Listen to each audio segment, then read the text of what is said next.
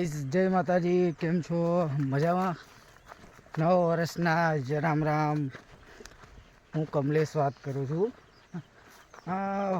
આજે મારા ગામડે આવ્યો છું નવા વર્ષે જમીનમાં આંટો મારવા. તમે જોઈ રહ્યા છો કે આજે આ બધી કાળી ડાંગર થઈ છે ને અત્યારે ખેતરમાં આંટો મારું છું. તમને જ બતાવવા માટે સ્પેશિયાલિટી આવ્યો છું. જો આવી રીતે ડાંગર થાય છે. આનાથી ચોખાને એવું બને છે, જોઈ શકો છો. તમે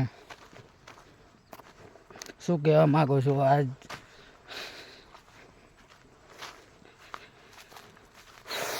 તમે જોઈ રહ્યા છો આ કાળી ડાંગર છે ને હવે 15-20 દિવસમાં પછી એનું વડામણ ચાલુ થઈ જશે. મશીન છે એનાથી. આ અમારે નેરિયું કહેવાય. આ ખેતરમાં જવાનો રસ્તો.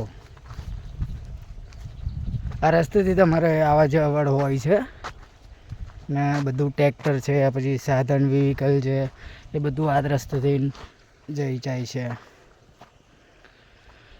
દૂર દૂર લગીને બધા ખેતરા જ છે ને બસ અહીંયા આગળ બધા આવી રીતે ખેડૂત બધા આવી રીતે અવડ જવડ કરે છે. અને ખેડૂતની મહેનત જ બહુ મોટી વસ્તુ છે. ખેડૂત આવી રીતે આવે જાય છે ને બધા સામે બી આપણે ખેતરો જ છે. બધા દૂર દૂર લગીને બધા ખેતરા જ હોય.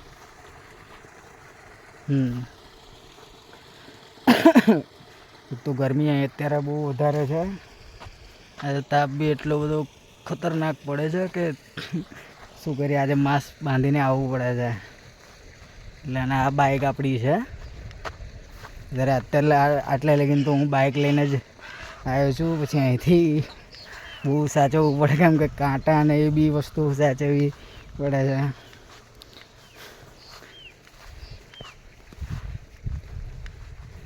ચલો ગાઈસ, હવે આ બ્લોગ બંધ કરીએ. નવા બ્લોગમાં તમારું હાર્દિક સ્વાગત થશે.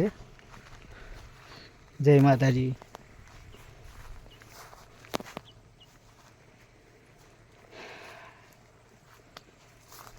મારા વિડીયોને લાઈક કરજો, શેર કરજો, સબસ્ક્રાઈબ કરજો.